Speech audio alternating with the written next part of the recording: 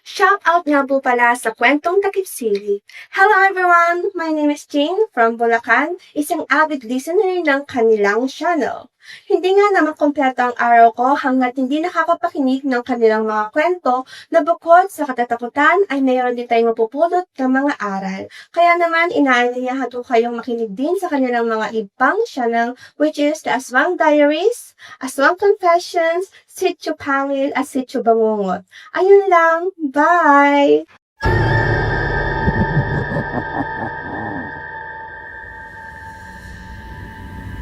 Babe, anong tingin mo kay Cheska?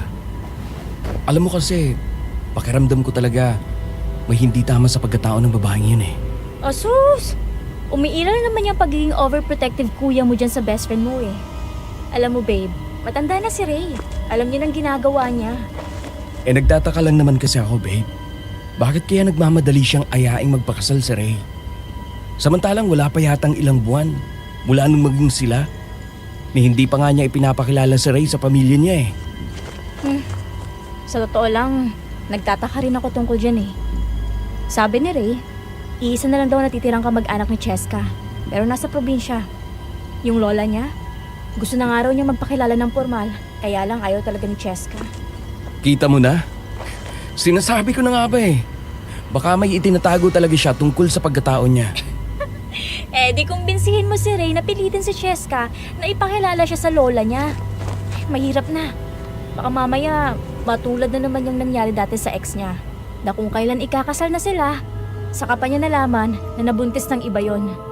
This time, baka malaman na lang natin, may lahi palang maligno yung si Cheska. Kailan mo huling naramdaman ang tinatawag nilang tamang hinala? Yung pakiramdam na may bumubulong sa'yo na may mali. Kahit wala ka pang ebidensya na kung minsan hindi na lang natin pinapansin pa. Pero paano kung ang pagkakaroon mo ng tamang hinala ay hindi lang pala basta paghuhusga kundi babala?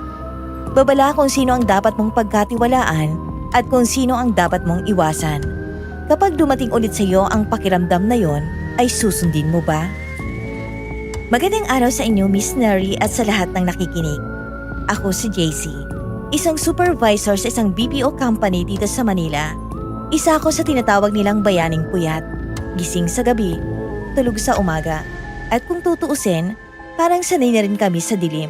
Kaya siguro hindi ko akalain na darating ang araw na naranasan ko mismo ang mga kwentong dati pinakikinggan ko lang dito sa channel nyo. Matagal na po akong listener, lalo na tuwing break time sa trabaho. Pero ngayon lang ako naglakas ng loob na ibahagi ang karanasang ito. Isang karanasang nangyari, 5 taon na ang nakalipas na hanggang ngayon, hindi ko pa rin makalimutan. Babe, dito ka na sa tabi ko. Ayoko nga, tantanan mo ako JC, puyat ako. Eh puyat din naman ako ah. Iisang department lang tayo. Bakit parang kasalanan ko? Nagtatampo ka ba? Sinong hindi magtatampo? Nalimutan mo akong batiin. Mansari natin kahapon. Oh, mansari ba natin kahapon? Pasensya na, babe. Nag-OT ako, di ba? Sorry na. Tsaka, kailangan pa ba talagang i-celebrate yun? 5 years na tayo. Yun na nga, JC. 5 years na tayo, pero ganyan ka pa rin. Simpleng date, hindi mo matandaan. Eh bakit ba big deal sa'yo yan?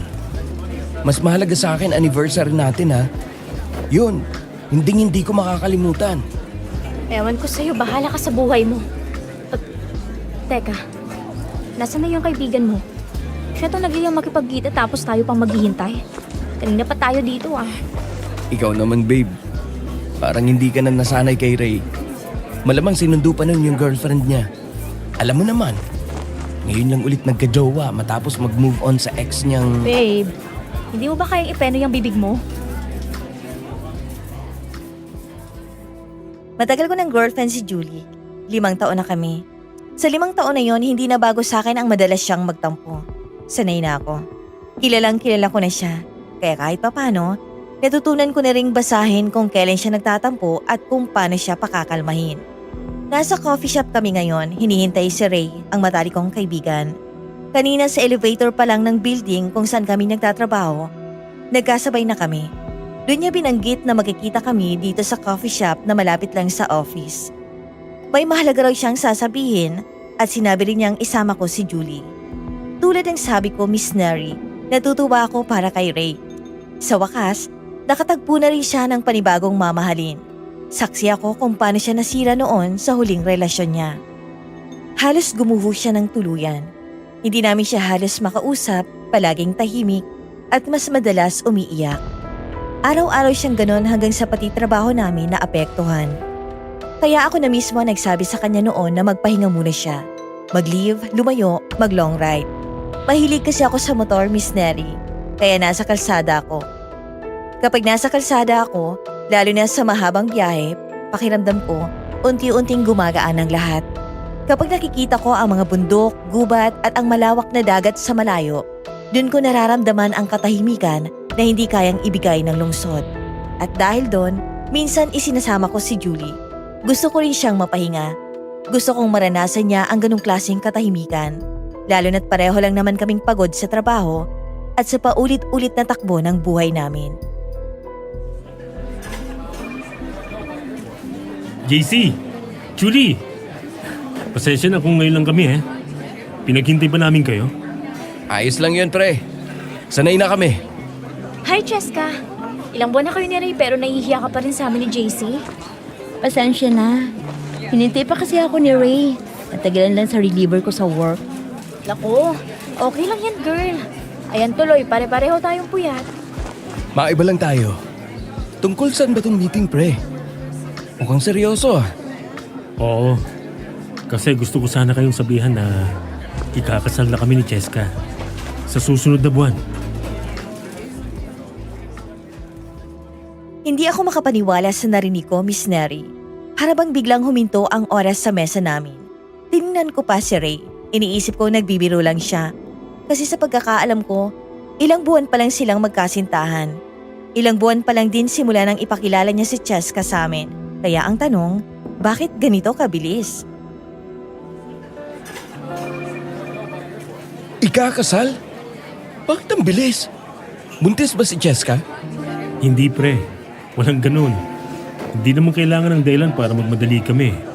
Pero kung mahal mo naman ang isang tao at sigurado ka na, bakit naman patatagalin pa namin, hindi ba? Tsaka sa pamilya ni Cheska, ganun talaga ang tradisyon. Kapag handa ng lalaki, papakasalan na agad ang babae. Sana all papakasalan agad, no? Congrats sa inyo. Ang saya naman, may kakasal na sa atin. Samantalang yung iba dyan, ilang taon na wala pa rin plano. Ay, pinatatamaan ka pre Seryoso ka ba talaga, pre? Wala na bang atrasan yan? Seryoso, kaya nga ako nag-propose Hindi naman sa tagal ng relasyon na susukat ang kasal. Nasa readiness yan. Kapag sigurado ka na, edi i-go na. Sa tagal niyo ni Julie? Hindi mo pa ba talaga siya lubusang kilala, JC? Hayaan nyo na yan. Baka naman, hindi talaga ako yung gusto niyang pakasalan. Natahimik ako sa mga sandaling yun, Miss Neri. Una, dahil sa sinabi ng girlfriend ko, alam kong darating ang ganitong tanong. Pero para sa akin, ang pag-aasawa ay hindi basta desisyon na ginagawa sa gitna ng emosyon. Isa itong malaking responsibilidad. Isang panghabang buhay na paninindigan. Hindi ito parang mainit na kanin na kapag napasok ka, iluluwa mo na lang at kakalimutan. Mahal ko si Julie. Alam kong ramdam niya yon. Dahil ipinapakita ko naman sa kanya araw-araw. Pero ganun lang talaga ako. Yung taong hindi nagmamadali. Lahat ng hakbang pinag-iisipan. Lahat ng desisyon dapat sigurado. Hindi naman sa tutulak ko sa desisyon niya. Kita ko naman kung gaano siya kasaya. Pero sa isip ko may kurot pa rin. Dahil parang masyado pang maaga. Hindi pa niya lubusang kilala si Cheska. O baka mas tamang sabihin na hindi pa sapat ang panahong pinagsamahan nila para maging ganap na sigurado. Kaya nung inaya ni Julie si Cheska na mag-order sa counter, sinamantala ko ang pagkakataon. Sandaling nagkahiwalay ang atensyon nila at dun ko naisip, ngayon ko siya dapat kausapin, si Ray.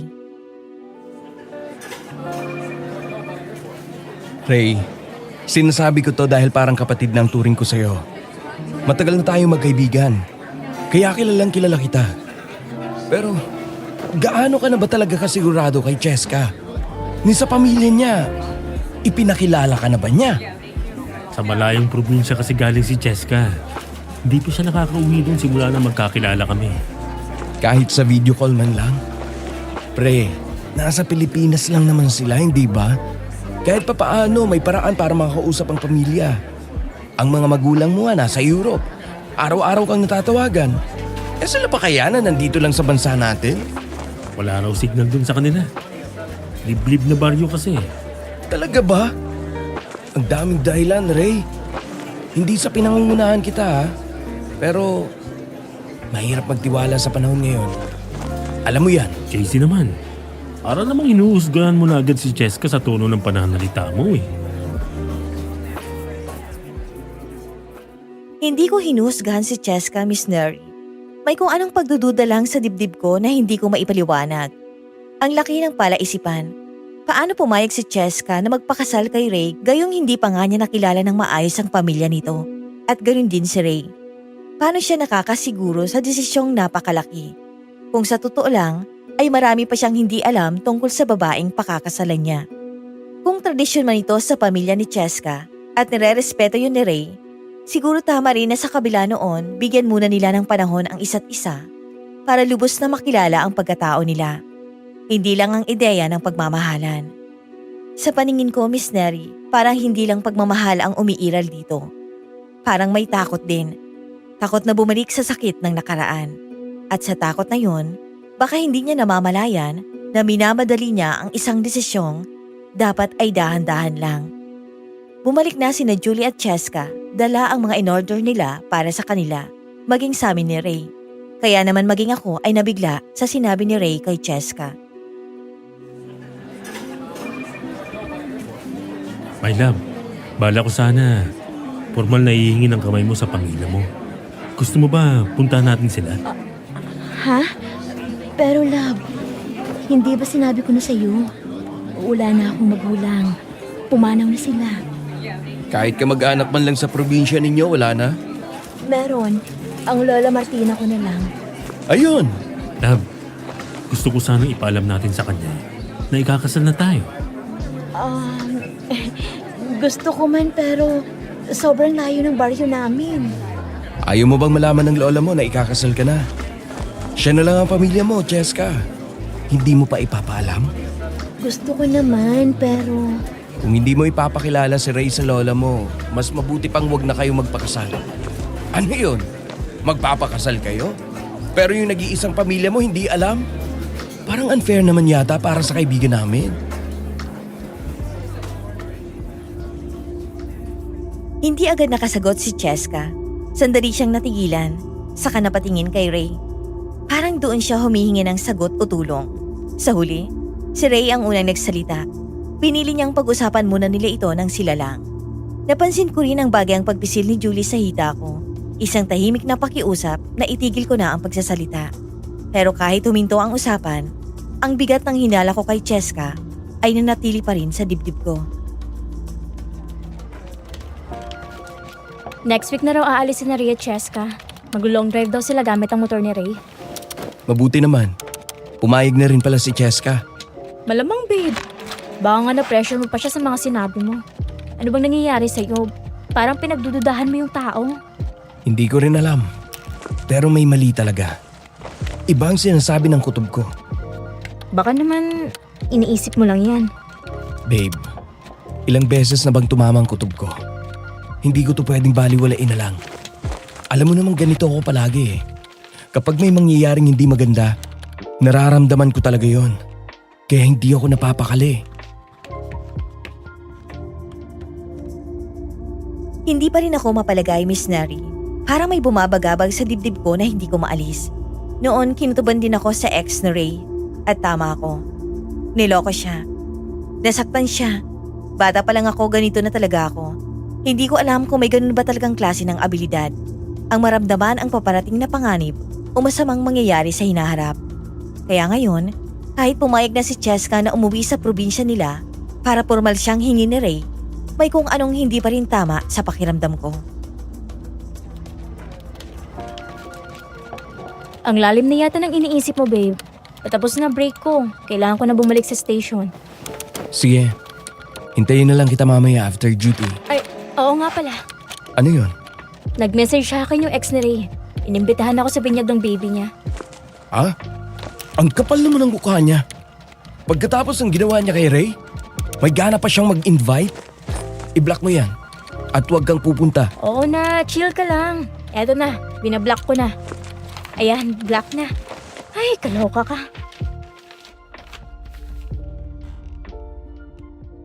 Gulat na gulat si Julie sa reaksyon ko. Hindi na siya kumibo pa. Pero ako, lalo lang akong hindi mapalagay. Parang may kailangan akong gawin. Nang matapos akong mag-break ay kaagad akong tumipas sa keyboard. Basta ang alam ko ay tama itong gagawin ko. Babe, ano to? Nag-file ka ng vacation leave para sa ating dalawa? Oo. At na-approve na. May pupuntahan tayo. Uy, teka, huwag mong sabihin. Magpo-propose ka na sa akin? Babe naman, hindi mo naman kailangan mag-effort ng ganito. Mali ang iniisip mo. Oh, para saan to? Sasama tayo kina Ray at Cheska. Ano? Bakit?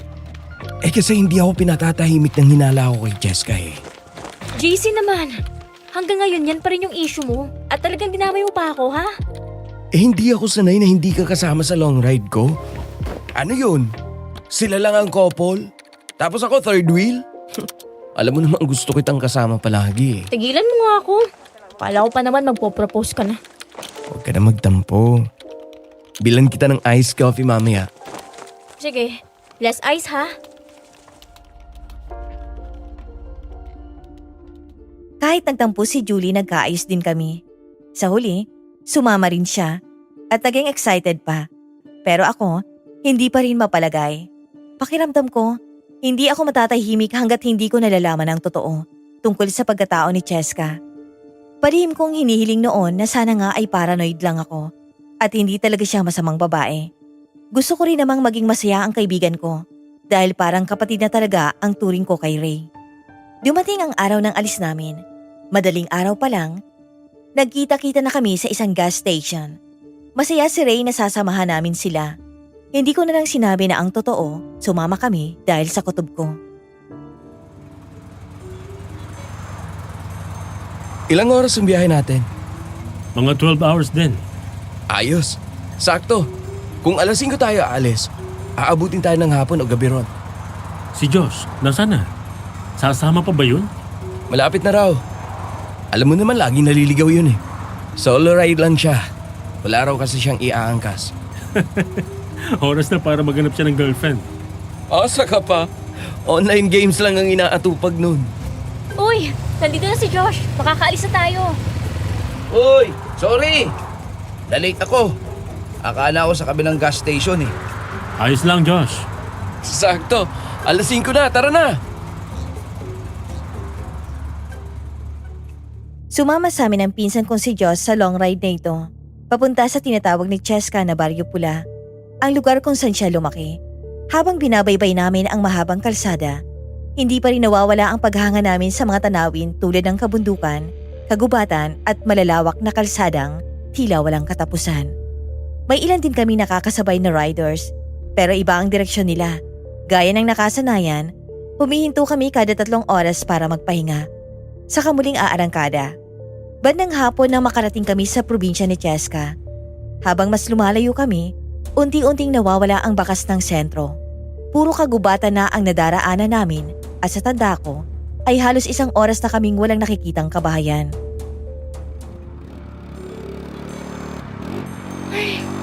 Ngayon lang ako napagod ng ganito sa long ride natin. Kasakit ng bewang ko. Grabe. Teka, nakakasunod ba si Josh? Bakit hindi ko na siya nakikita? Oo nga no. Hindi ko napansin. Pinipigilan ko kasing antok ko eh. Ang loko. Naligaw na naman yata yun. Huminto muna kaya tayo para matawagan natin siya. Sige, hanap ako ng pwedeng hintuan. Ayun! May kubo doon. Parang talyer. Sinunod ko ang tinuro ni Julie. Kaya naman humina ang takbo ng motor ko papunta sa isang maliit na kubo sa gitna ng kalsada. May mga gulong at piyesa ng motor na nakakalat sa tabi. May mga bote rin ng lumang soft drinks na ang laman ay gasolina, pula at berde. Isang improvised na talyer sa gitna ng kawalan. Binusinahan ko sina Ray at Cheska. Sinenyasan ko silang hihinto muna kami. Pagbaba ko ng motor, ramdam ko agad ang pangangalay sa kamay, binti at buong katawan. Napatingin ako sa kalsadang pinanggalingan namin. Gaano pa kaya kalayo ang Baryo Pula? Maya-maya, may lumabas na isang lalaki. Kung hindi ako nagkakamali, nasa 50 anyos na siya. Nakasuot ng salakot, madungis ang damit, halatang babad sa grasa. Mukhang abal siya kanina sa pagkukumpuni. Tao po? May tao po ba? Anong kailangan ninyo? Magandang hapon po. Makikihinto lang sana kami sandali. Sige, walang problema. Maupo muna kayo. Mukhang malayo pa ang pinanggalingan nyo Saan ba ang punta ninyo? Sa Baryo Pula po. Malayo pa po ba mula rito? Sa Baryo Pula, kamo kayo pupunta? Opo. Linda! Linda! Ano ba yon, Ben? Ako'y abala sa likod bahay. May mga bisita tayo. Makikihinto raw. Papunta sila sa Baryo Pula. Sa Baryo Pula. Sigurado ba sila? Ay, sigurado daw ba kayo nandoon ang tungo ninyo? Oo. May problema po ba sa Baryo Pula? Ang baryong yung kasi doon pa sa pagtawid ng tulay yon. Mga ilang minuto pa ho para makarating ko sa tulay. Nasa 30 minutos o higit pa. Sana hindi pa bumigay ang tulay dahil sa tagal ng hindi na yung dinaraanan kinlalawang na. Wala ho bang ibang tulay o daan patawid po doon? Nako, wala na. Ay, sa pagkakaalam ko yung tulay lang na yon. Ang tanging dugtungan doon. Nakilala namin ang may-ari ng kubo. Ang mag-asawang Mang Ben at Manang Linda. Magiliw sila pareho. Nang tanungin namin sila kung bakit halos ang kanilang tahanan lang ang nakita namin sa kahabaan ng kalsada na ito, ang kanilang sagot ay nagsialisan na raw ang ibang naninirahan dito sa barangay nila. Sila na lang daw ang nanatili dahil wala na silang ibang titirhan.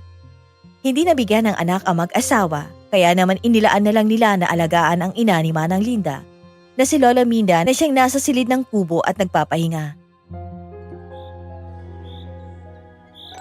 Natawagan mo na ba si Josh?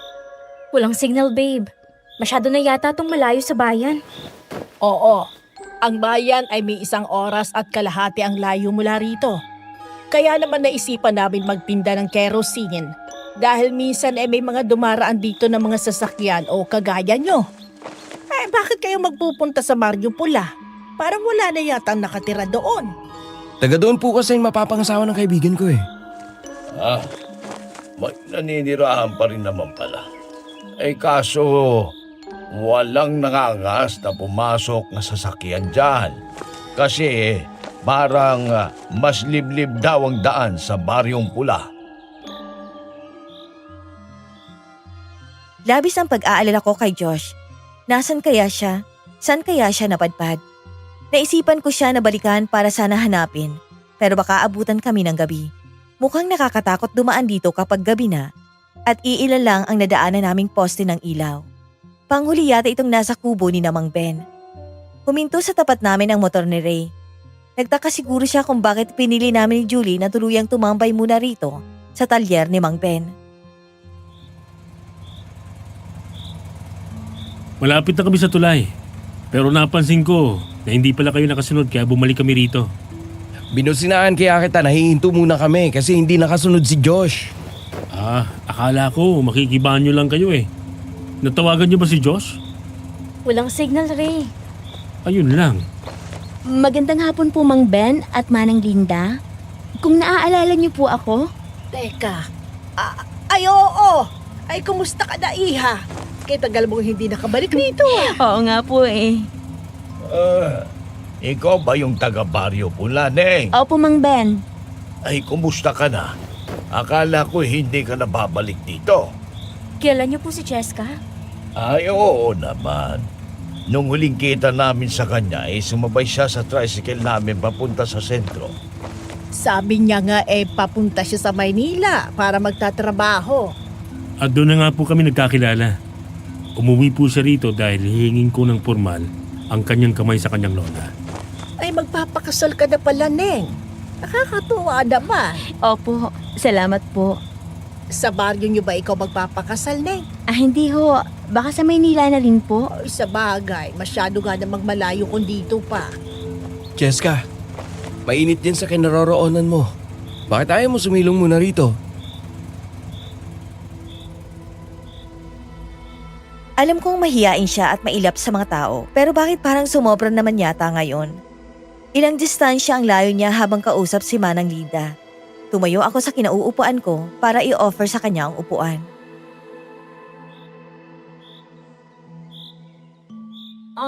Salamat na lang, JC. Mas gusto kong tumayo.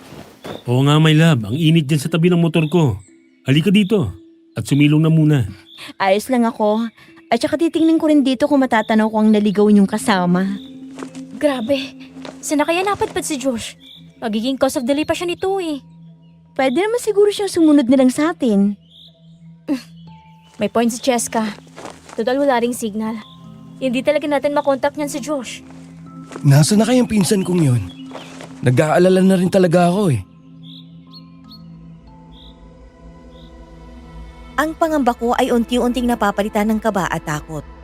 Hindi ko na naiwasan na mapahawak sa aking dibdib dahil sa bilis ng pagkabog nito.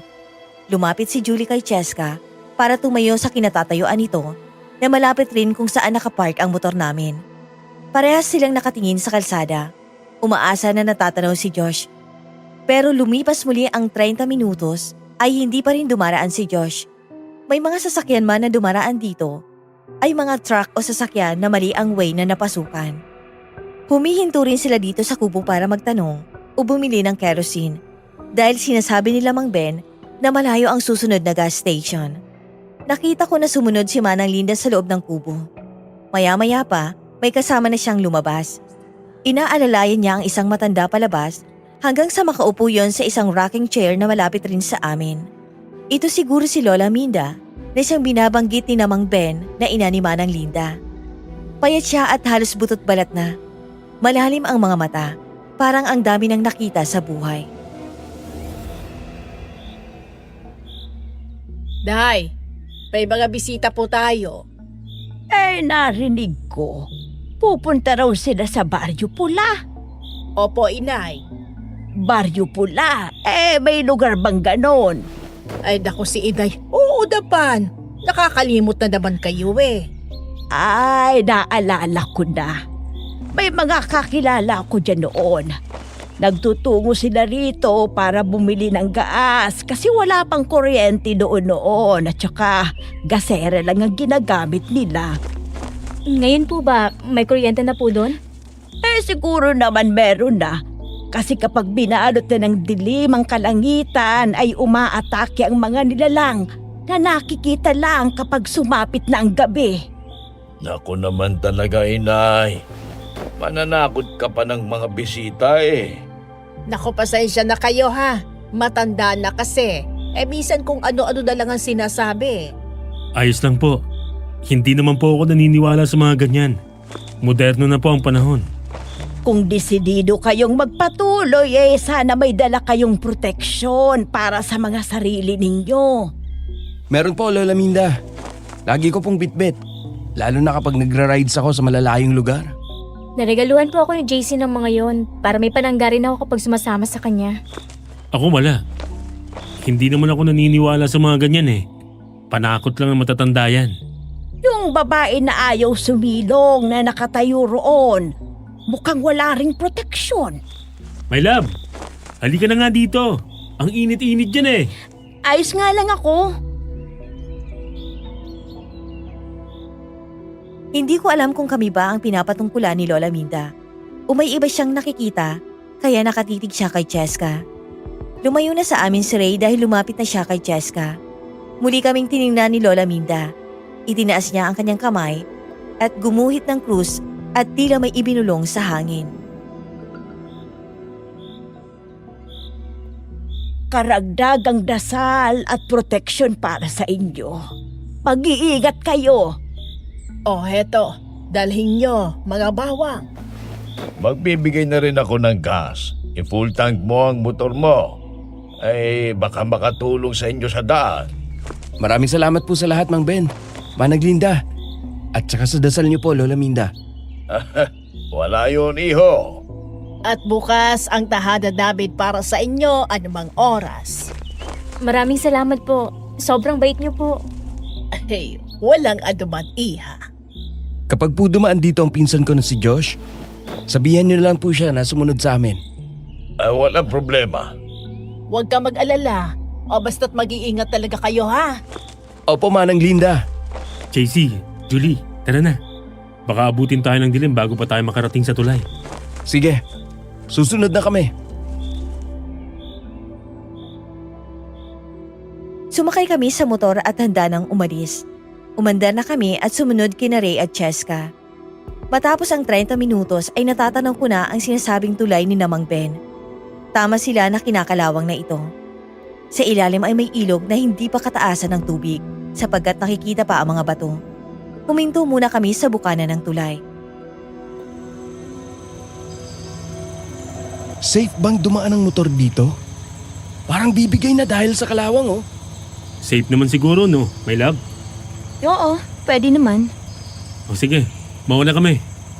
Mag-iingat ka sa pagdaan, pre. Baka bumigay. Baka mas bumigay ang tulay sa lakas ng boses mo, babe. Kanina ka pa masungit, babe. Ewan ko ba, nakakairita ka. Naunang umandar ang motor ni Ray patawid sa tulay. Bakbak na halos ang kulay pula na pintura sa tulay sapagkat gawa lang ito sa bakal. Lumalangit-ngit ito dahil sa pagdaan ng motor ni Ray. Nang nasa kalagitnaan na sila ay huminto, saka lumingon sa amin at bumusina. Senyalis na dapat na kaming umandar para sundan sila. Kaagad kong pinaandar ang motor ko. Mahigpit na kumapit sa akin si Julie. Muling umandar si Ray hanggang sa makatawid na kami parehas sa tulay. Hindi ko maiwasan na mapalingon sa tulay na dinaraanan namin. Isa muling mahabang daan na puro puno ang aming dinaraanan. Binibilisan ko na ang pagpapatakbo dahil wala na akong nakikitang mga poste ng ilaw sa paligid.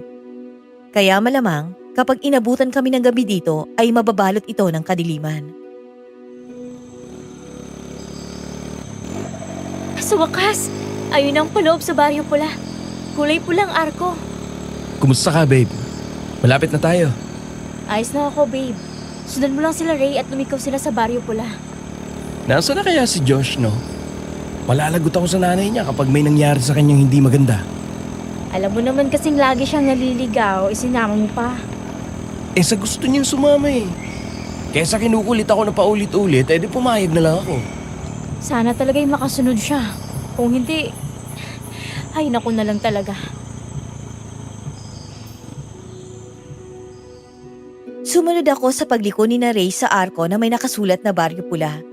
Halos mabura na rin ang mga letra nito. Dinaraanan pa namin ang isang mahaba at medyo lubak na kalsada. Pero sa magkabilang gilid nito ay palayan naman. Tuluyan kami nakapasok at may mga tahanan rito. May mga tao na siyang hindi naalis ang kakaibang tingin sa amin. Habang dumaraan ang aming motor, ay sinusundan nila kami ng tingin. Nakaramdam na naman ako ng kakaiba. Hanggang sa nakarating kami sa isang gate na gawa sa kahoy at bukas ito. Kaya tuloy-tuloy paloob si Ray at huminto sa isang ancestral house. Grabe, ang layo pala ng baryong to.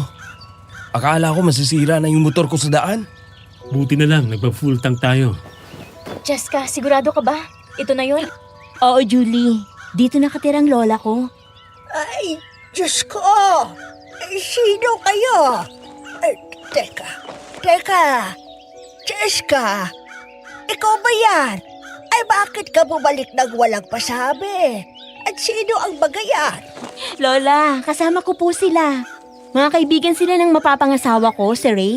Ano ka mo? Ay, pero, ay, Diyos ko, dumidilim na. Pumasok kayo na. Bilis! Sandali po, bakit ano pong... Tumahimik ka. Hindi na kayo dapat nagpunta rito. Lalo ka na, Cheska. Humangin na malakas sa mga oras na yon, Miss Neri. Pinapasok kami ng lola niya sa loob ng ancestral house. Isa-isa nitong sinara ang lahat ng bintana at ang pinto ay nilagyan pa ng lamesang pangharang. Lalong napapakapit sa akin si Julie. Dama ko ang takot na nadarama niya dahil sa pakinginig at panalamig ng kanyang kamay. Nagkatinginan kami ni Ray samantalang si Cheska ay nakatitig sa kanyang lola. Makinig kayong mabuti. Huwag niyong bubuksan ang kahit anong pinto o bintana. Huwag kayong gagawa ng igay. At higit sa lahat, huwag kayong lalabas kapag tuluyan ng dumilim. Lola Martina, Babe, tama ba na sumama pa tayo rito? Natatakot na ako. Cheska, ipaliwanag mo nga sa amin to. Huwag mo naman siyang sigawan, JC. Natatakot na si Julie eh. Napakatigas ng ulo niyo. Huwag sabi kayong maingay. Natahimik kaming lahat nang may marinig kaming pag-angil at pag-alulong ng mga aso. Lalo lamang napakapit sa akin si Julie. Ano na ngayon? mga aswang. May aswang dito sa lugar niyo, Cheska. Sa katunayan ay baryo na ito ng mga aswang. Kaya hindi ko maintindihan kung bakit kayo dinala dito ng apo ko. Babe, natatakot na talaga ako. Hindi ba to joke? Mukha bang joke ang mga naririnig natin ngayon, Ray? Tumahimik kayo! Ilang beses ko na pong sinasabi sa kanila na hindi pwedeng magtungo rito. Pero ikaw, JC, ang nagpumilit kay Ray na magtungo tayo dito para personal niyang hingi ng kamay ko sa lola ko. Natigilan ako sa sinabing yun ni Cheska. Kaya naman hindi ko napigilang sumilip sa maliit na butas sa may bintanang kapis. Naglaki ang mga mata ko sa nakita ko. Mga malalaking aso na may mapupulang mga mata. At palibot-libot ang mga ito dito mismo sa tahanan ni na Cheska.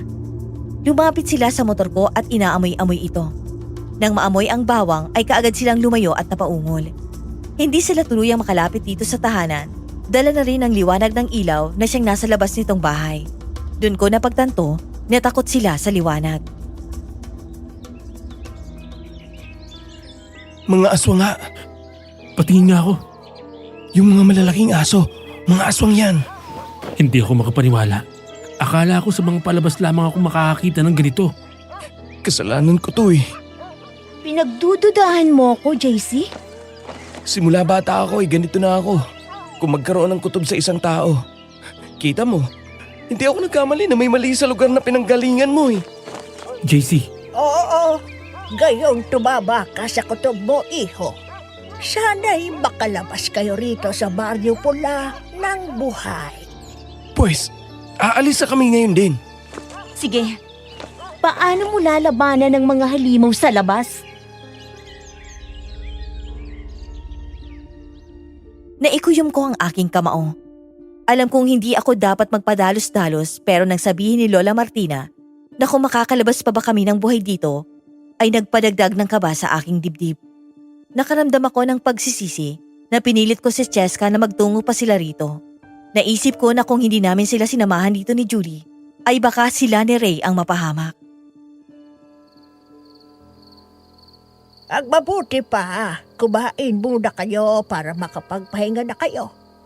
Huwag kayong mag-alala dahil hindi sila makakapasok dito dahil takot sila sa liwanag ng ilaw at maging sa apoy. okay lang po ba na manatili kami ngayong gabi dito, Lola? Oo naman. Basta mabukas aalis na rin kayo. Lubos akong nag-aalala sa inyo lalo dito sa aking apo. Ang akin lang naman, kaya ako nagduda sa apo ninyo, Lola. Ay kailan lamang nang magkakilala sila ni Ray. Tapos eto, at nagbabalak na silang magpakasal. Aminado ako, Cheska. Nagtataka rin ako. Ano nga bang dahilan? Hindi mo pa ba nabanggit sa kanila, apo? Ang mabuti ba'y kumain muna tayo? Nasa hapagkainan na kaming lahat. Ang nakahain ay sinabawang gulay at pritong isda. Mabuti raw at marami ang nailuto ni Lola Martina upang hindi na raw siya mag-abalang magluto ng almusal kinabukasan. Pagtikim ko ng ulam ay halos mangiwi ako sa lasa nito. Dahil wala man lang itong halong asin. Kahit na naririnig pa rin namin ang mga aswang, galing kami sa mahabang biyahe kaya kailangan naming kumain para magkaroon kami ng lakas. May patis po ba kayo o asin po? Masama sa kalusugan ang maalat na pagkain. Tiisin nyo na lang na kainin yan ngayong gabi. Huwag ka na magreklamo, babe. Masarap naman ah. Oo, masarap naman. Hindi po ba aalis ang mga aswang po sa labas? Kapag nag-umaga na, ay nagiging anyong tao na sila. Ang iba ay nagtatago na sa kanilang mga bahay o kaya naman ay nasa gubat. Ang mga nakita po ba namin tao kanina, ay mga aswang po ba yon? Oo, kaya wag nyo silang kakausapin o tumanggap ng kahit ano mula sa kanila. Pinilit ko na lamang lunukin ang aming kinakaing hapunan. Ngunit ang kaba at takot ko ay nararamdaman ko pa rin sa aking dibdib. Naalala ko ang pinsan kong si Josh.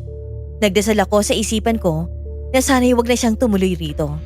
At sana ay hindi siya makasalubong ng aswang kung saan man siya naligaw. Natapos na kaming kumain at tuloy pa rin ang mga ingay ng aswang sa labas, lalo na ang ingay sa may bubong. Kaya habang nagliligpit, ay nakakapit lamang sa akin si Julie. Hindi naman sa itinatamoy ko kayo, ano? Pero kailangan nyo nang makaalis dito bukas. Bago pa malaman ng pinuno ng mga aswang na nandito kayo, lalo na si Cheska. Paano po kayo, Lola? Mananatili lang po kayo dito? Sa kabila na ang lahat ng kapitbahay ninyo ay mga aswang? Iho, ako'y masyado nang matanda para lumaban sa kanila. Dito na ako lumaki at nagkapamilya. Kaya ano pa ang dahilan para umalis dito? Kaya buong akala ko, hindi na babalik si Cheska. Kasalanan ko po, Lola. Kaya napilitan po siyang bumalik dito. Patawarin niyo po ako. Ay siya, wala na tayong magagawa sa bagay na yan. Ang masasabi ko lang ay napakadelikado ng lugar na to para sa inyong mga tao. Tao din naman po kayo na Cheska, Lola. Hindi ba't mas delikado po kayo rito? Teka, tao po ba talaga kayo? Julie, ano ba yung sinasabi mo? Pinagdududahan mo ba na aswang din ang girlfriend ko at ang lola niya? Nagtatanong lang ako, Ray. Masyado kang defensive. Tama na yan. Ang mabuti pa ay umakyat na tayo para makapagpahinga na.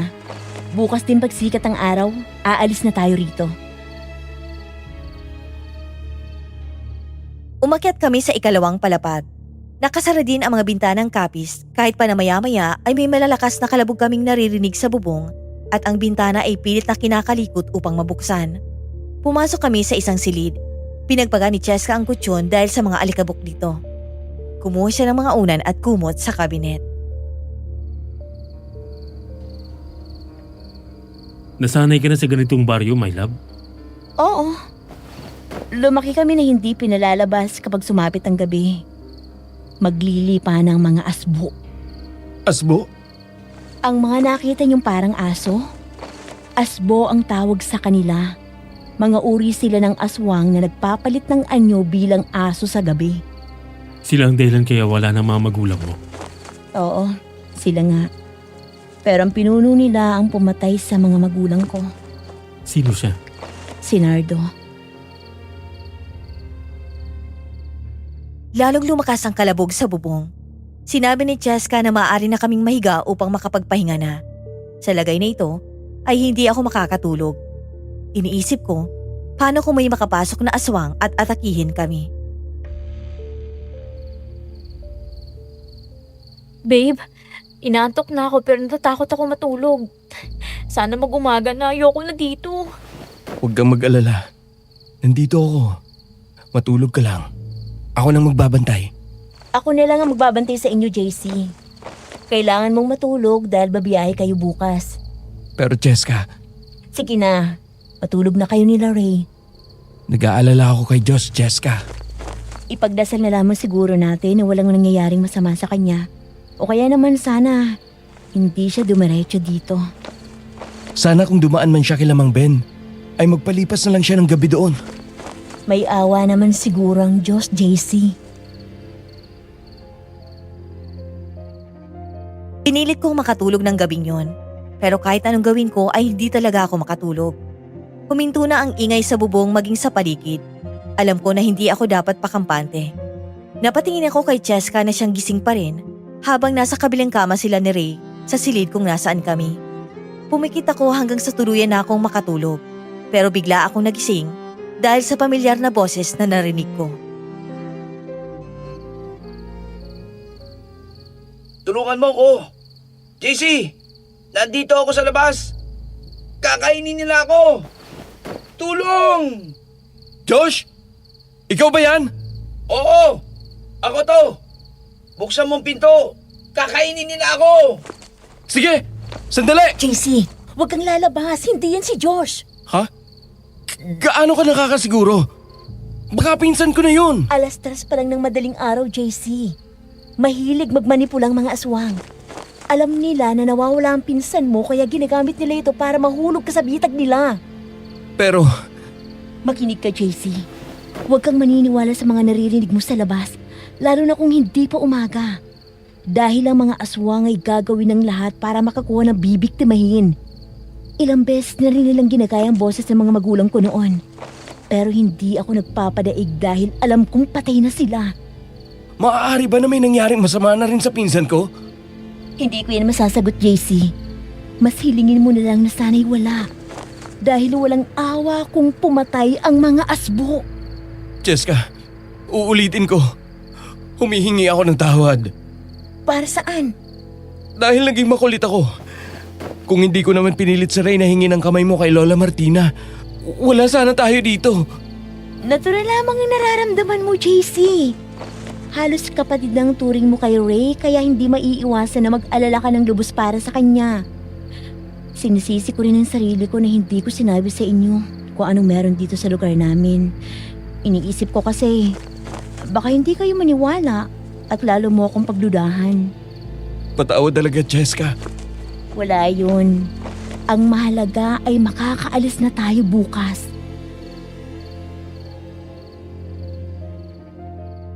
Huminga ako ng malalim at pinilit na hindi na lamang yun pansinin.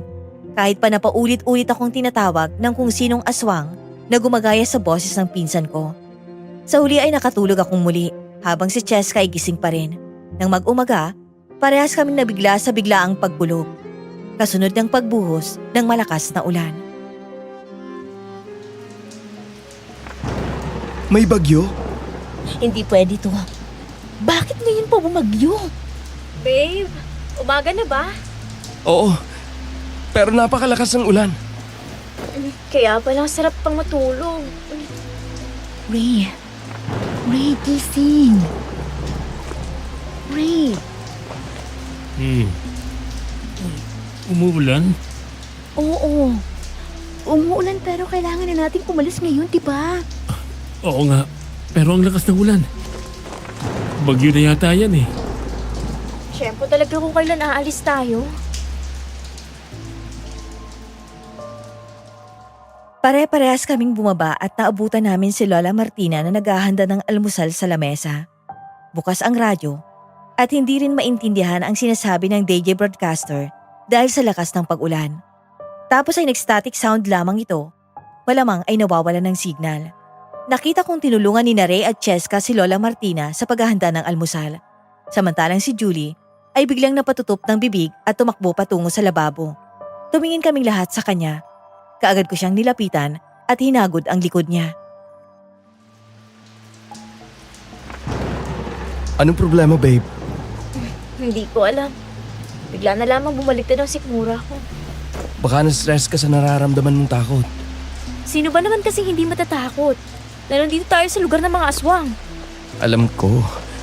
Tara, paupo ka muna. At paiinumin kita ng maligamgam na tubig. Anong nangyari kay Julie? Ayos lang ba siya? Hindi ko alam kung may nakain o na-stress kagabi. Ay, nako, ay baka nalipasan siya ng gutom. Kumain na kayo ng almusal. Sana yuminto ang ulan mamayang tanghali. Kaagad naman akong kumuha ng maligamgam na tubig at ipinainom sa kanya para mahimasmasan siya. Babe, inumin mo muna itong maligamgam na tubig. Baka sakaling umayos ang pakiramdam mo. Medyo bumubuti naman. Nahihilo na rin ako. Baka dapat na nga akong kumain.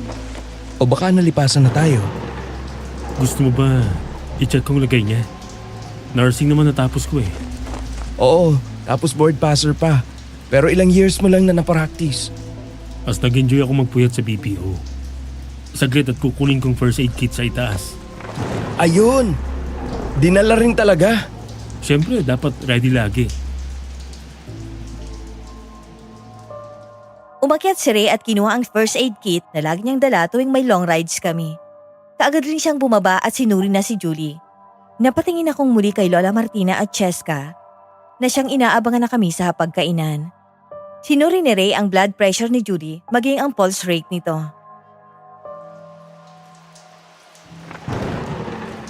Oh, normal naman ang blood pressure mo. Yung pulse rate mo medyo tumataas siya, Julie.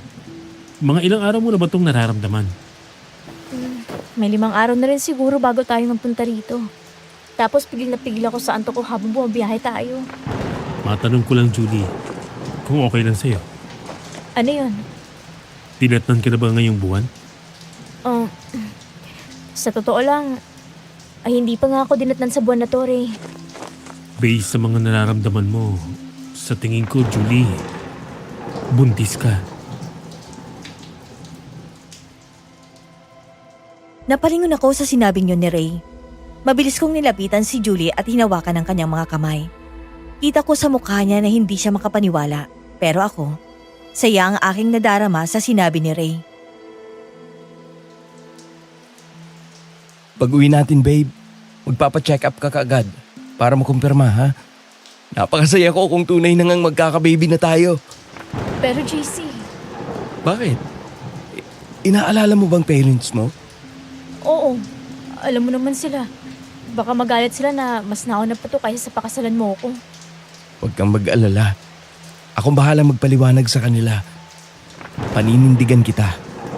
Alam mo naman na hindi kita iiwan kahit kailan. Lalo na't magkakaanak na tayo. Congrats sa inyong dalawa. Sana kami rin ni Cheska soon magkaanak na. My love, ikaw talaga. Eh di after ninyong ikasal, ay gumawa na kayo para may kalaro ka agad ang magiging anak namin. Darating din kami dyan. Asus! Baka nga excited ka na eh. Halina kayo dito at kumain na. Lalo na yung si Julie. Nagdadalang tao pala.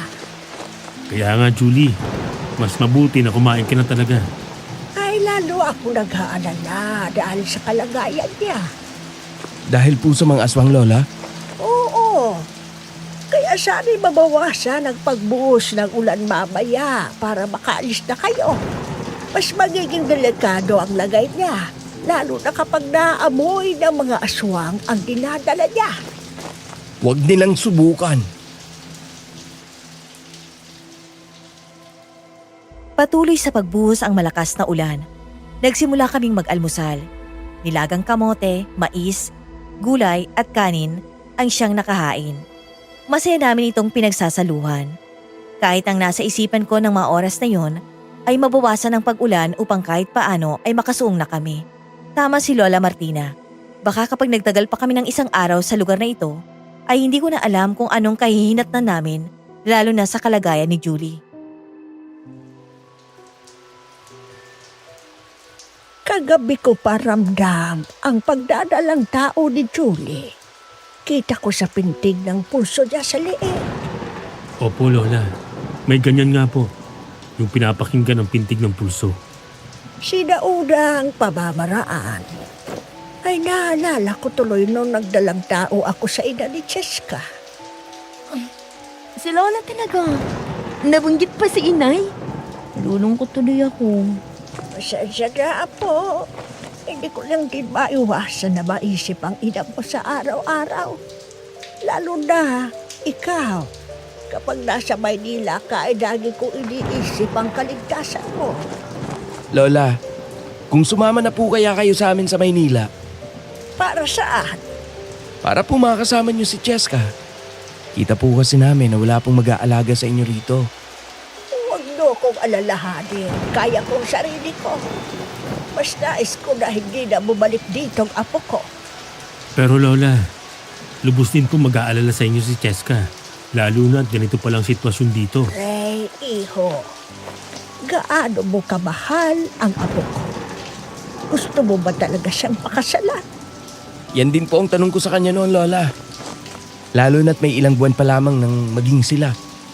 Lola, mahal ko pong apo nyo. Sobra at higit po. Talaga ba? Kahit na may malaman ka patungkol sa kanya. Lola! Sabay-sabay kaming napatingin sa biglang pagsigaw ni Cheska. Kumalansin sa plato ang kutsara at tinidor na nabitawan niya.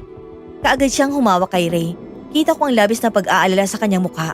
Umastamang sabihin na takot sa kung ano ang sinabi sa amin ni Lola Martina na siyang kinatatakutan niyang malaman namin. Salit-salitan ko silang tiningnan.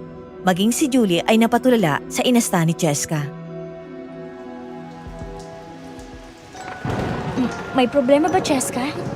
Lola, bakit apo? Karapatan ni Ray na malaman ang totoo. Lola, hindi ko po alam kung kaya ko. My love, tungkol ba saan yan? Tungkol sa tunay kong pagkatao, Ray. Na alin? Anong tungkol sa pagkatao mo? Nagtinginan kami ni Julie. Parang kamakailan na ipinag-uusapan din namin ang tungkol sa pagkatao ni Cheska. Hindi kaya tumama na naman ang aking kutob? Kahit na gusto ko na itong iwaksi sapagkat ito ang sinisisi ko, kaya kami nandito ngayon.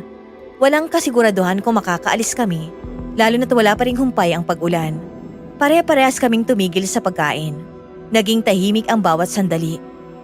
Walang umiimik, kaya naman ako na ang muling bumasag ng katahimikan. Handa na kaming makinig ni Julie, Cheska. Kung ano man yan, ay hindi ka namin huhusgahan. Oo nga, my love. Ang mahalaga sa amin ay magpakatotoo ka. Tama. Huwag kang mag-alala, Cheska. Kung inaalala mo pa rin na nagdududa ako sa'yo, pues hindi na ganun. Sige na, my love. Sabihin mo na. Ramdam kong mahal kang tunay na Ray, apo. Kaya walang dahilan upang ilihim mo pa sa kanya. Bakit, Lola? Ano po ba si Cheska? Maligno po ba siya? Julie, Julie naman, ano ka ba? Kayo naman. Sa ganda ni Cheska, magiging maligno siya. Kayo talaga, paniwalain. Nanatiling tahimik si Cheska. Isa-isa niya kaming tinitingnan. Umahanap ng tamang pagkakataon upang masabi na ang dapat sabihin. Piniga ni Ray ang kanyang palad. Indikasyon na hindi dapat siya mabahala sa kung ano man ang kanyang sasabihin. Apo, hindi mo yan habang buhay maitatago. Karapatan ni Ray na malaman ang lahat patungkol sa iyo. ayaw mo naman siguro, Cheska, na ang taong mahal mo ay may inililihim sa'yo. Nandito ako, apo. Lola, Kaya mo na yan. Sige na, sabihin mo na. pero Lola, Kahit naman minsan ay nakakalimot na ako. Alam kong hindi kita tinuruang maging sinugaling o manloloko o kahit kailan. Tumingin sa amin si Cheska at ilang sandali lang, nagkaroon na siya ng lakas ng loob na magsalita. At sabihin ang isang bagay na maging ako ay hindi ko inaasahan na maririnig mula sa kanya. ako'y dapat pakasalan ni Ray. Dahil ayokong tuluyang maging katulad nila. Isa sa solusyon ay may isang tao na magharap sa akin sa altar upang mawala ang sumpa. Sumpa? Sumpa ng alin, Cheska? May sumumpa ba sa'yo, my love? Ray, nagmamadali akong ikasal tayo dahil malapit ang kabilugan ng buwan. Oo, my love. Nabanggit mo naman yan sa akin. Anong meron sa kabilugan ng buwan, Cheska? Teka, ano mo nang sumpa sa'yo, Cheska? Ako ay isa ring aswang. Nagtinginan kami ni Julie at sabay na napatingin muli kay Cheska na may panlalaki ng mga mata. Parang may bumara sa lalamunan ko ng mga oras na yon. Walang salita ang nais lumabas sa aking bibig dahil na rin sa pagkabigla sa mga naririnig ko mula kay Cheska. Nanindig ang aking balahibo. Gayunpaman, hindi ko maiwasang kumunot ang noo sa siniwalat niya. Naging tahimik muna muli ng ilang sandali at si Reyna ang bumasag ng katahimikan. Mabuti naman. At sa wakas ay narinig ko na mula sa iyo, my love. Sa tanong ni Lola Martina, na kung mamahalin pa rin kita, kahit na malaman kong totoo, ang sagot po ay opo. Mahal ko si Cheska, kahit ano pa siya. Ibig sabihin ay alam mo na pala. Opo. Diyos ko po. Ray, totoo ba yan? Pre, hindi nga. Kasi natatakot na rin talaga ako. Kailan pa? Kagabi, naramdaman kong umalis ka sa tabi ko. Akala mo yata ay tulog pa rin ako. Nakatulog na si JC ng mga oras na yon. Hindi mo alam na sinundan kita dahil nauuhaw ako. Akala ko magbabanyo ka lang. Pero nakita kitang lumabas sa pinto ng kusina at pagsilip ko, kitang-kita ko ang pagbabago mo ng anyo sa pagiging malaking aso. At sinagupang isa ring malaking aso na umaaligid dito sa tahanan nyo. Nakita mo pala. At wala akong pakialam kung ganun ka man, Cheska. Mahal kita at mabuti ka. Kaya para sa akin ay tao ka. Hindi aswang o asbo na binabanggit mo kagabi. Dahil ang aso na nakita kong anyo mo kagabi ay siyang parehas na asong nagligtas sa akin noon sa mga hold-upper na hinabol ko dun sa eskinita. Kasi napaka-importante ng gamit na tinakbo nila.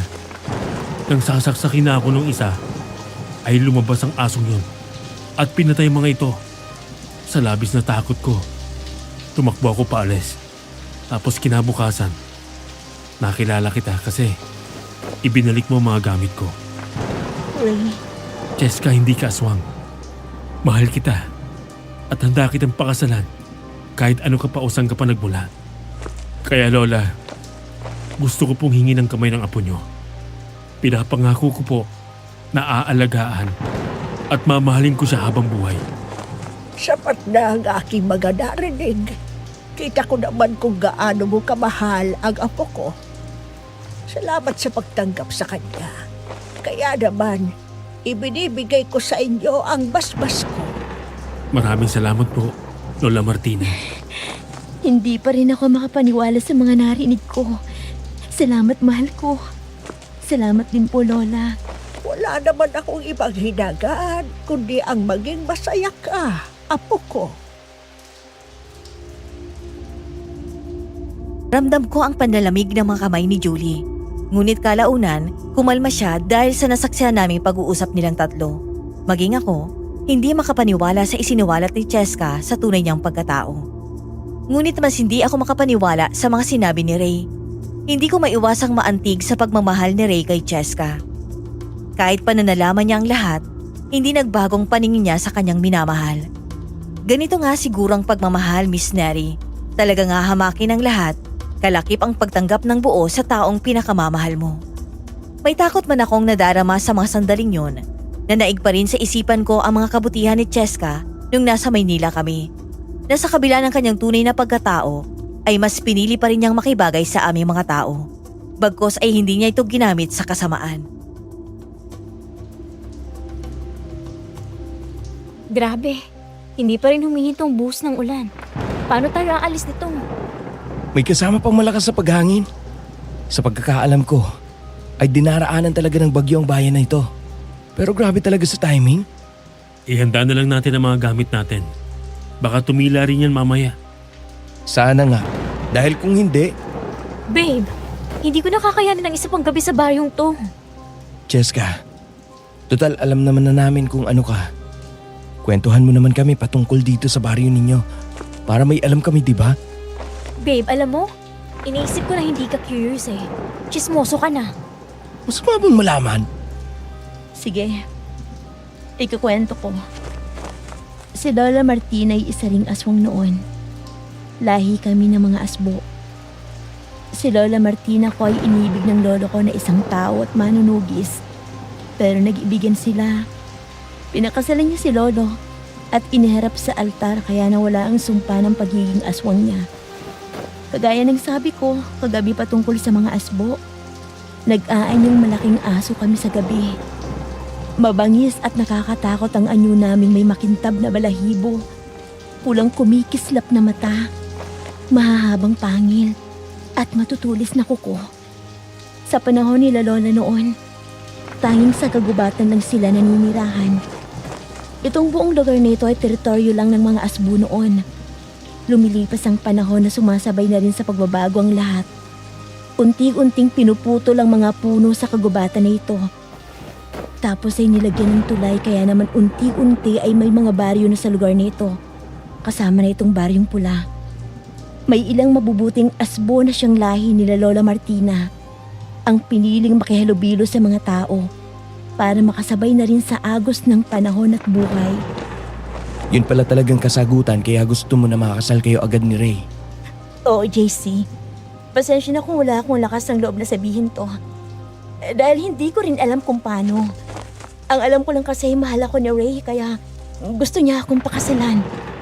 Kung yun ang makakapagpawala ng pagiging aswang mo, ang iharap ka sa altar, ay magpapakasal tayo kaagad pag uwi natin sa Maynila. Naririnig ko na naman ang kasal na yan. Naibitin ako sa kwento ni Cheska. Balik tayo sa kinakwento mo.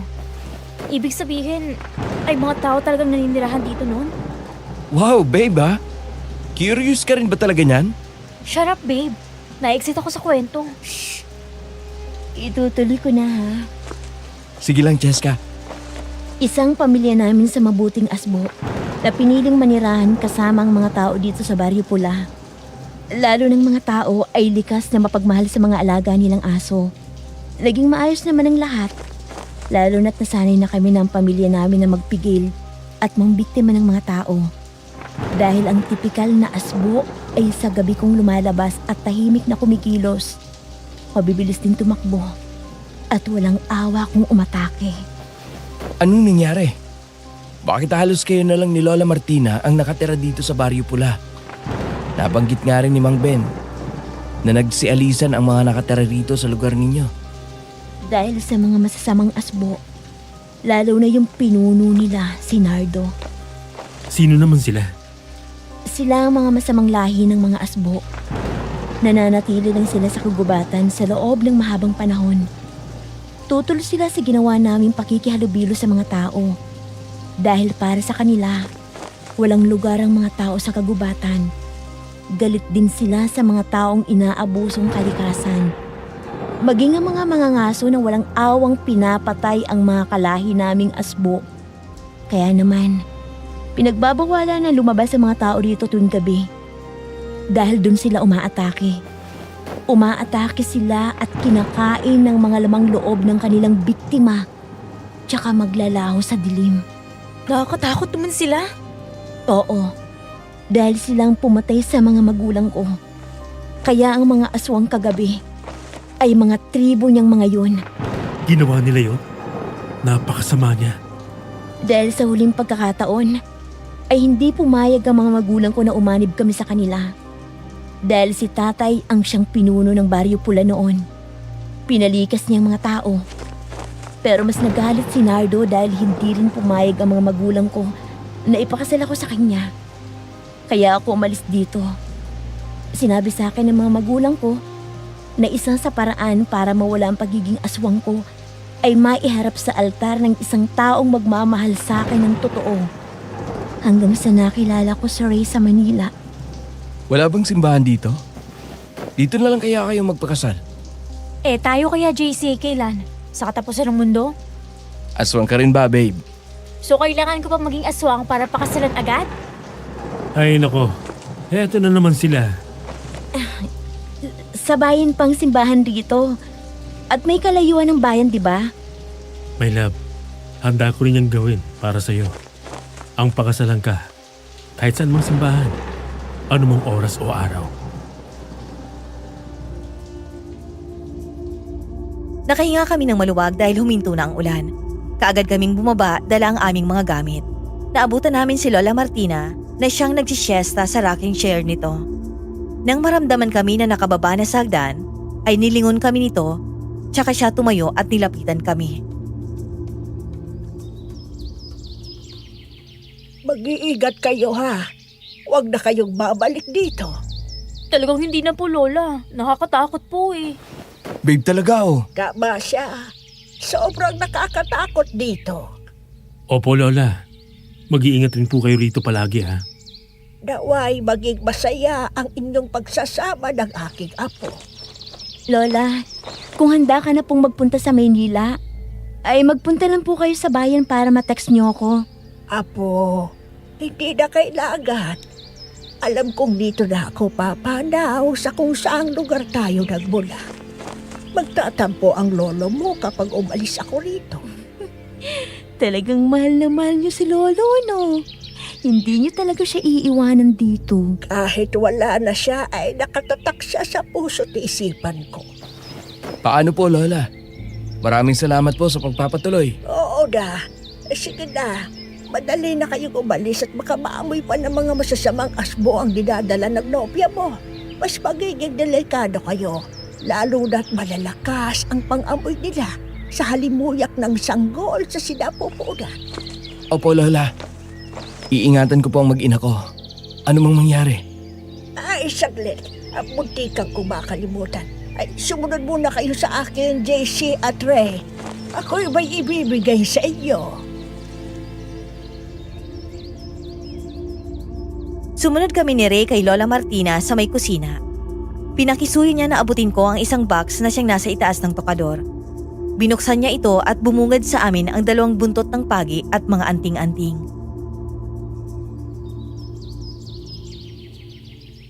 May mga orasyon na ito. Alam kong mabisa pa itong pabuksa sa kanila sa oras na makasalubong doon sila. Ito yung ginagamit ng asawa ko noong nanunugis siya ng mga masasamang asbo. Eto, kunin nyo at isuot ang mga anting-anting.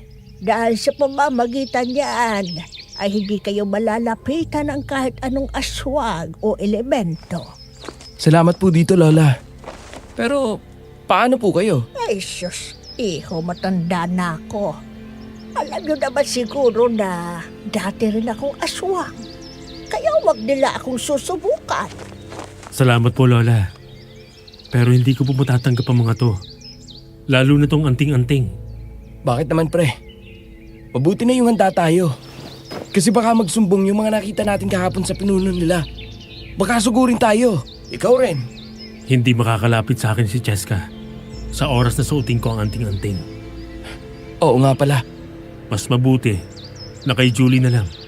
Lalo na't buntis siya. Mas lalapitan siya. Tama siya.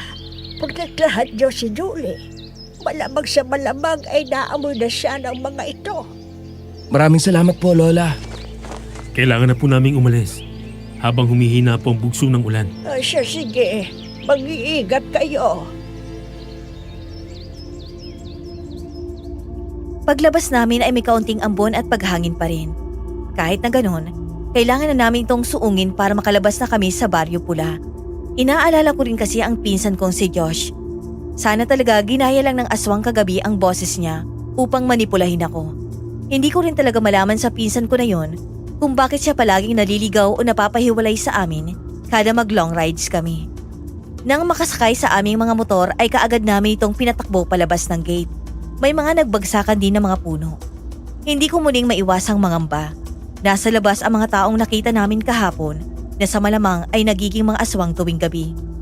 Pinili kong idiretso ang aking tingin. Nakatitig sila pare-parehas sa amin. Kahit pa na maputik ang daan ay nakayapak silang humakbang habang sinusundan kami. Napalunok ako at mas lalong binilisan ang pagmamaneho ng motor. Hanggang sa nakarating kami sa arko ng Baryo Pula na siyang tumabingi na. Pagliko namin ay nakita ko pa rin sa side mirror ng motor ko ang kanilang pagsunod habang pare-parehas silang nakangisi na nakatitig sa amin. Babe, sinusundan nila tayo. Alam ko. Kumapit ka lang sa akin. Huwag mo na silang tingnan. Pre, sumusunod pa rin sila. Huwag niyo silang pansinin. Dumiretso lang tayo. Ayoko na. Takot na ako. Hawakan mo lang yung binigay kong buntot ng pagi kanina. Takot sila dyan. Lalo na sa anting-anting na ipinasuot ko sa'yo. Kakayanin ko. Kaya ko. At nandito ako. Hindi kita pababayaan. Teka, sandali. May mga nakaharang sa ating daraanan. Anak ng putik talaga, oh! Parehas kami pumreno ni Ray kaya sabay na huminto ang aming mga motor. May mga taong nakaharang sa kalsada na aming daraanan. Paglingon ko ay napalunok ako nang makita kong sumusunod pa rin ang mga taong nakatira sa Baryo Pula kahit nakalabas na kami ng arko.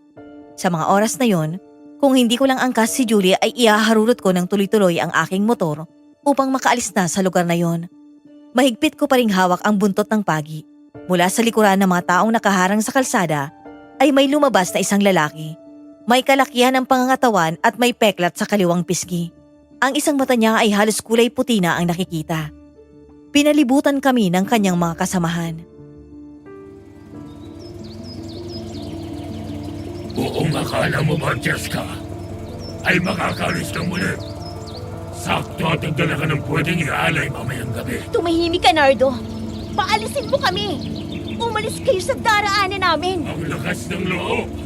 Akala niyo naman ay kayang-kaya kaming matakasan. Ako nang nakikiusap, Nardo. Parang anin niyo kami. Kunin si Jessica! Ayoko! Bitawan niyo ako! Bitawan niyo siya! Kunin niyo rin pati ang lalaking yan!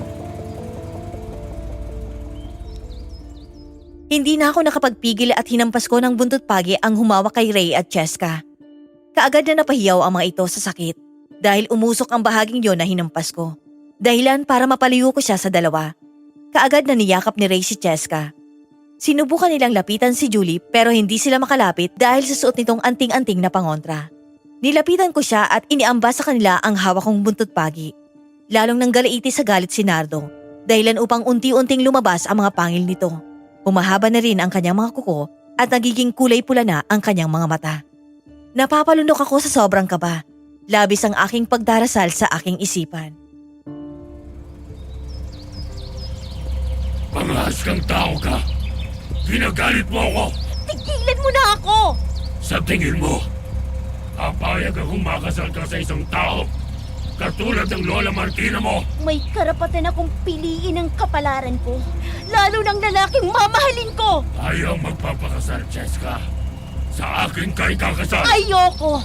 Hindi ko gugustuhin na tuluyang maging halimaw kagaya mo at ninyong lahat! Halimaw ka rin naman! Parehas lang tayo. Sa tingin mo ba, kahit may taong magmahal sa'yo ng tunay, ay mawawala ng tuluyan ang pagiging aswang mo?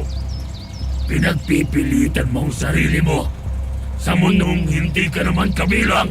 Hindi ko ginustong isilang na maging aswang. Pero pinili kong hindi maging kasing sama mo. Talagang matigas ka, ha? Di Kalor, magtungo kayo ngayon sa tahanan nila Cheska at paslangin niyo ang lola niya. Dalhin niyo ang ulo ng matandang yon dito, ngayon din. Wag!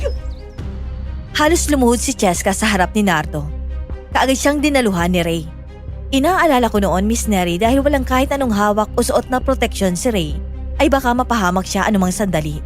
Habang kami ni Julie ay kahit gustong sugurin ng ibang aswang na nakapalibot sa amin, lalo na't buntis si Julie, nanatili akong alerto at nakahawak ng mahigpit sa buntot ng pagi. Tuluyan namang humagulgol ng iyak si Cheska dahil sa takot ng pagbabanta ni Nardo. Parang awa mo na! Huwag mong idamay dito ang Lola Martina ko! Madali lang naman akong kausap, Cheska. Sumama ka at sa akin ka magpakasal. Itigil mo yan! Mga ganito pala kakisig ang nais mo. Huwag kang mag-alala. Dahil sa oras na maialay ko siya at makuha ang kanyang kaluluwa, ay magiging kasing kisig na niya ako. Hindi! Huwag mong idamay dito si Ray! Ano lang desisyon mo, Cheska? Ipapapatay ko na bang lola mo? Tapos isusunod kong mga taong to? Wag! Sige na! Oo na! Sasama ako sa iyo! Kapalit ng kaligtasan nila ang maging ilang lola ko. Ako lang naman ang kailangan mo, di ba? Huwag mo silang idamay! Cheska! Hindi ako makakapayag! Mas gusto ko na kayong mailigtas! Sana'y maunawaan mo. Pero, ayag ako sa nais mo. Pagbibigyan kong hiling ng aking mapapangasawa. Tumigil ka na, tanda! Hindi sabi yan mangyayari! Ray! Kung ganon, ay sumama ka na lang din. Upang masaksihan mo ang kasal namin ni Cheska. Huwag mong gagawin yan! Hindi kita iiwan. Kahit na anong mangyari, Cheska. Pagkabilang ko ng 10. Kapag hindi pa umalis tong mga taong to, magbabagong isip ko. Magiging hapunan natin sila. JC! Julie! Ray! Alis na! Isa! Cheska! Patawarin mo talaga ako na napunta tayo sa ganitong sitwasyon. JC, hindi ako galit sa'yo. Hindi kita sinisisi. Ang mahalaga ngayon maging ligtas kayo ni Julie, kaya umalis ka na. Hindi ko talaga kayang iwan ka, Cheska. Ray, tara na. Sumakay ka na sa motor mo. Ayoko. Umalis na sabi kayo, alis na. Ray, huwag nang matigas ang ulo. Pasensya na, JC. Hindi ko kayang iwan si Cheska dito. Parang awa mo na, Ray. Sumama ka na kila JC. Umalis ka na. Umalis na kayo. JC, Julie, alis na. Dito lang ako sa tabi ni Cheska. Hindi ko siya iiwan. Alis na! Kahit labag sa kalooban ko, pinaharurot ko ang motor habang sakay si Julie palayo. At hindi ko na kinayang lumingon pa. Marahil ay iniisip niyo kung bakit ko hinayaang maiwan si Ray. Napaka makasarili ko ba? Dahil ang nasa isipan ko sa mga oras na yon ay makaalis ng buhay, lalo na si Julie. Ayaw kong sayangin ang sakripisyo ni Cheska. Paglagpas ng tulay ay muling bumuhos ang ulan. Doon ko napagtanto na hindi kami pwedeng bumalik sa Maynila nang hindi kumpleto. Kaya naman bumalik kami sa kubo ni Namang Ben. Salamat sa Diyos at bumalik kayo. Sumilong na muna kayo at basang-basa kayo sa ulan. At teka, saan ang dalawa niyong kasama? Naiwan po sila doon, Manang. Kapalit po ng kaligtasan namin ni Julie, ay kailangan pong isuko ni Cheska ang sarili niya. Hindi po sumama si Ray. Nagpaiwan din po siya. Ay, Diyos ko po. Nakadaan po ba dito si Josh? Ay oo, kagabi pa nga yun na alalang-alala sa inyo. JC! Julie! Josh! Nakahinga ako ng maluwag nang makita si Josh na lumabas mula sa loob ng kubo ni Namang Ben. Mabuti na lang talaga at nakinig ako kay Cheska na huwag magpaninlang sa pagbabalat kayo ng mga aswang sa boses ni Josh kagabi. Saan ka ba galing? Saan ka naligaw? Labis mo kaming pinag-alala. Uminto ako saglit habang minabagtas natin ito para umihi. Iniisip ko na diretso lang naman na. Kaya masusundan ko kayo. Kaso, namali ako ng pinasok at napadpad ako sa sitio Maragon sa paanan nito. Magubat din kaya hindi ko alam maglalabasan ko. Tapos, may biglang sumulpot na malaking aso sa harapan ko. Akala ko talaga katapusan ko na kasi napakalaki talaga ng asong yun. Mabuti na lang at dumating ang isang taga-sitio Maragon. Pinuksa ang malaking aso at pagkatapos, sinabi niya na aswang yun. Oo, tama sila. Mga aswang yun. Mga asbo kung tawagin. Nang sabihin ko na sa baryo pula tayo pupunta, hindi sila makapaniwala. Ang iba sa mga taga-sitio Maragon ay mga dating nakatira sa baryo pula. Pinalikas daw sila dahil kaliwat kanan ng pagsugod ng mga asbo tuwing gabi. Pero dahil labis ako nag-aalala sa inyo, ay sinamahan nila ako hanggang sa makarating ako dito kina Mang Ben. Ang mahalaga, Josh, ay wala talagang nangyaring masama sa'yo. Pero sila Ray at Cheska, nandun pa sila. Hindi ko gustong umalis nang hindi sila kasama. Kumpleto tayong nagtungo rito kaya dapat kumpleto rin tayong babalik sa Maynila. Huwag ka maglala. Nagbabalak mamaya ang ilang mga manunugis mula sa Sitio Maragon na sumugod sa baryo pula. Dahil nasabi ko na nandun kayo at kailangan kayong mailigtas.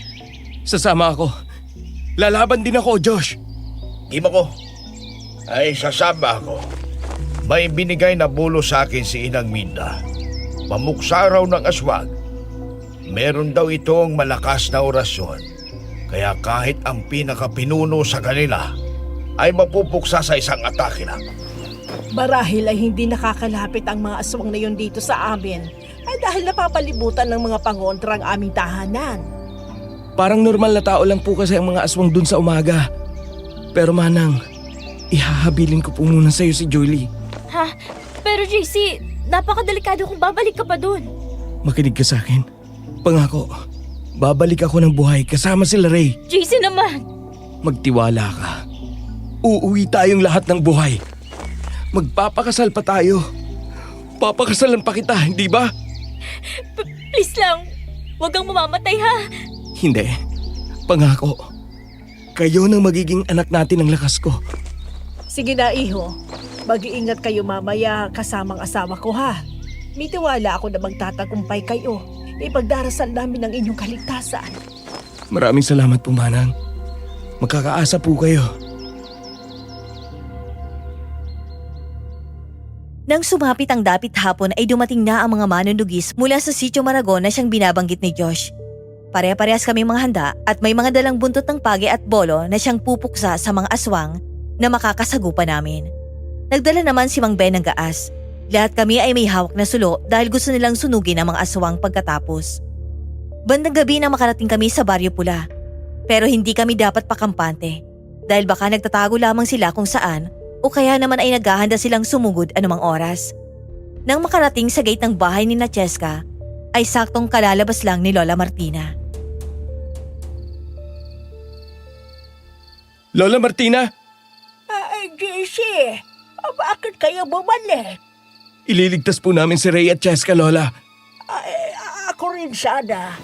Hindi ko hahayaang tuluyang kuhanin ng Nardo na yun ng apo ko. Kaya niyo po ba, Lola? Abayo!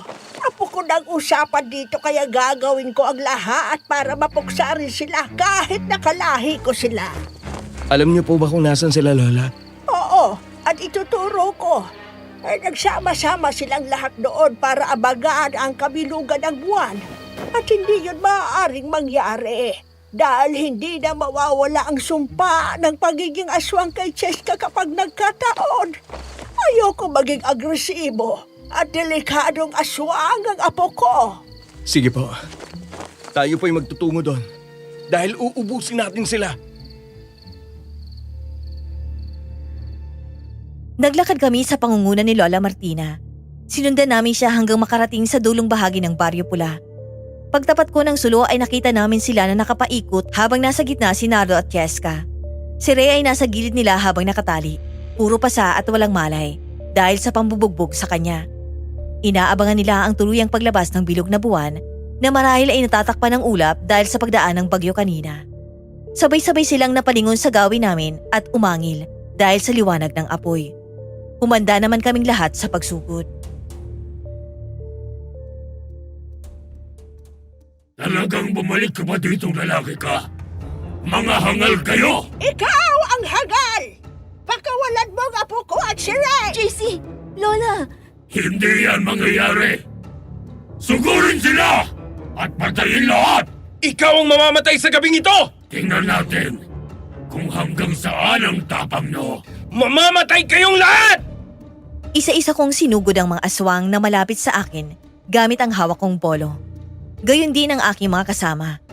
Ikinalat naman ni Mang Ben ang gaas sa paligid at pinaapoyan upang mas lalo namin silang makita. Hindi nila kayang tumagal sa nakikitang liwanag, kaya mas lalo namin silang mapupuksa.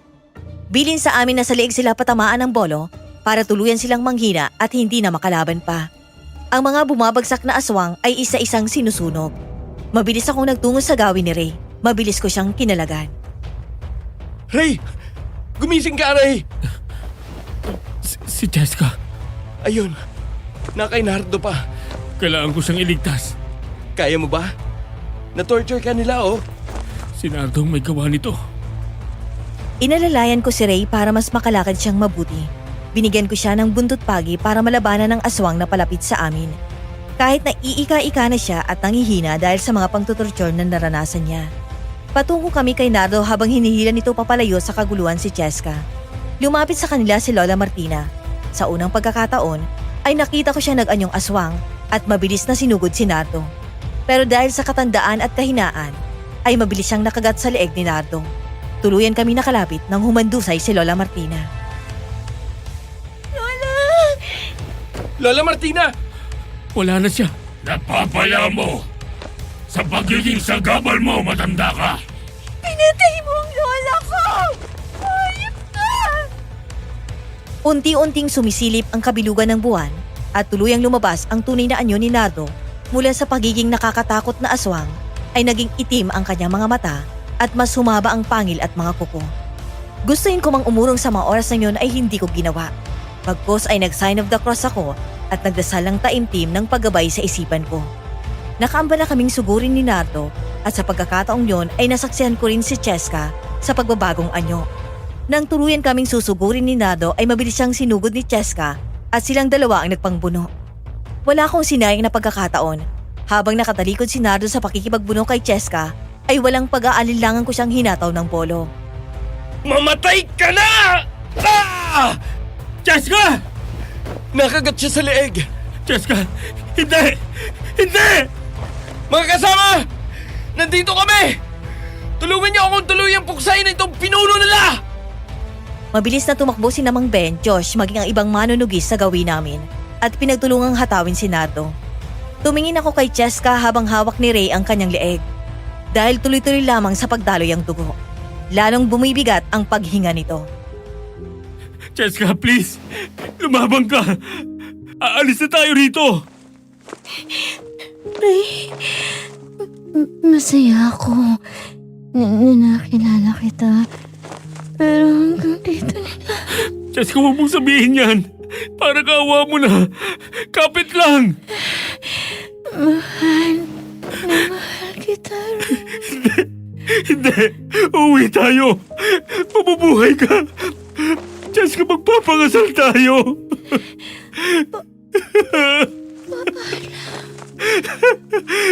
Cheska! Cheska!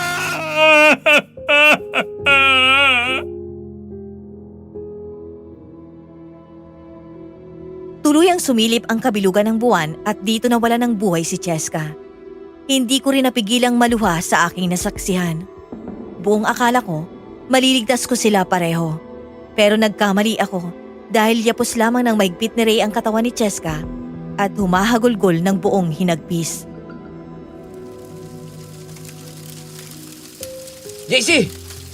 Kinalulungkot ko ang pagkamatay ni Cheska. Pero kailangan na nating umalis dito. Kumakalat na ang apoy. Baka pati tayo ay matupok. Ray, tara na.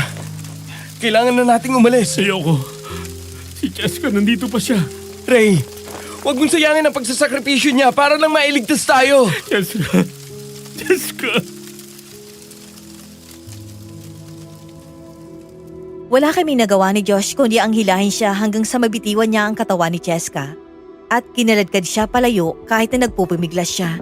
Ramdam ko ang sakit na dulot nito sa kanya. Kahit naman sino sa atin ay hindi gugustuhin na mawala ng taong minamahal. Nakalabas kami sa Baryo Pula at tuluyan na itong tinupok ng apoy.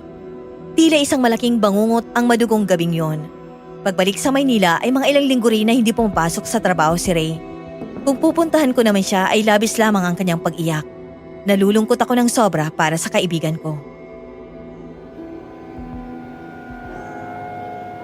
Mabuti naman at maayos ang lagay ni baby. Tingnan mo, ang cute niya dito sa sonogram. Kaya nga eh. Pero nabugbog ka pa rin ni Papa. Ayos lang. Nakaplano naman ang kasal natin bago lumabas si baby. Grabe no. Nakakalungkot pa rin ang nangyari kay Ray. Hindi naman natin inaakala na tamang kutob mo. Tapos hindi nga maligno si Cheska. Aswang naman. Sa tingin mo ba, magmamahal pa ulit si Ray? Desisyon niya na yun. Sa ngayon, Miss Neri, sa lumipas na 5 taon, kasal na kami ni Julie at may 2 ng anak. Pinili ni Julie ang work from home setup na trabaho, lalo na noong tumama ang pandemya para mas matutukan ang pag-aalaga sa aming 2 anak. Samantalang ako ay promoted na as manager ng BPO company na pinagtatrabuhuhan ko. Ang huli kong balita kay Ray ay nag-migrate na siya sa Europe kung nasaang bansa ang magulang niya. Mabuti na siguro yon para hindi siya nalulungkot at mas makapag-focus siya sa karir na nag-aabang sa kanya doon. Noong nakaraang buwan ay nakausap ko siya via video call. Malaki ang pinagbago niya sa nakalipas na 5 taon. Tinanong ko siya kung uuwi siya ng Pilipinas dahil iniimbita siya ni Josh. Ang pinsan ko kasi ay ikakasal na.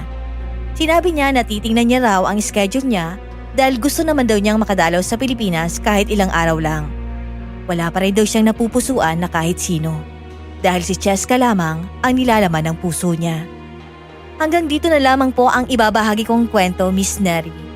Naway may natutunan po kayo sa aking ibinahaging karanasan. God bless po sa inyong lahat at more power sa inyong YouTube channel.